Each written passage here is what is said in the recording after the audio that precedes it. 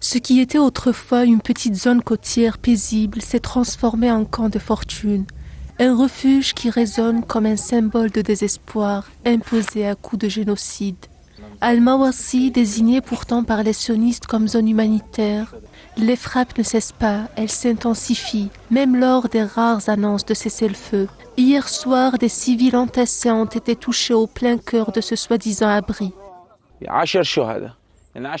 10 personnes sont tombées en martyrs, dont la majorité étaient des enfants. Nous appelons à un cessez-le-feu, mais à chaque fois que la trêve est évoquée, les frappes et les massacres s'intensifient et les déplacements forcés augmentent. Al-Mawasi est censée être une zone sûre, disent-ils. Mais nous découvrons qu'elle est devenue une zone de feu, une zone de mort. Aujourd'hui encore, plusieurs frappes ont touché ces lieux, tuant des personnes réfugiées sous des tentes. Et cette nuit, les bombardements sur Khan Younes ont été incessants.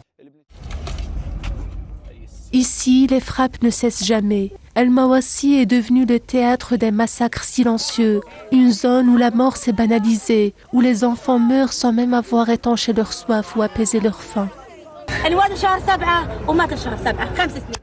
Il est né en juillet, il a été tué en juillet. Il venait d'avoir 5 ans, ils me l'ont pris. Le monde ne voit pas, il ne voit pas les enfants qui meurent. Qui pensez-vous que l'on tue? Des combattants? Est-ce que mes enfants sont des combattants? Ils dormaient, assoiffés, affamés. Mon fils m'a dit « Je veux un morceau de pain, je veux manger ». Il est mort sans même manger, sans ce morceau de pain. Ma fille est en soins intensifs, elle se réveillera orpheline. Il ne reste plus personne, ma famille a été effacée.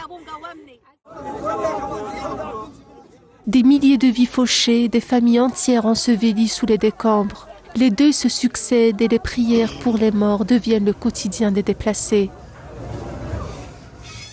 Al-Mawasi, l'espoir s'éteint un peu plus chaque jour, écrasé sous les bombes. Ici, la question n'est plus de savoir si l'on survivra, mais quand tombera le prochain missile.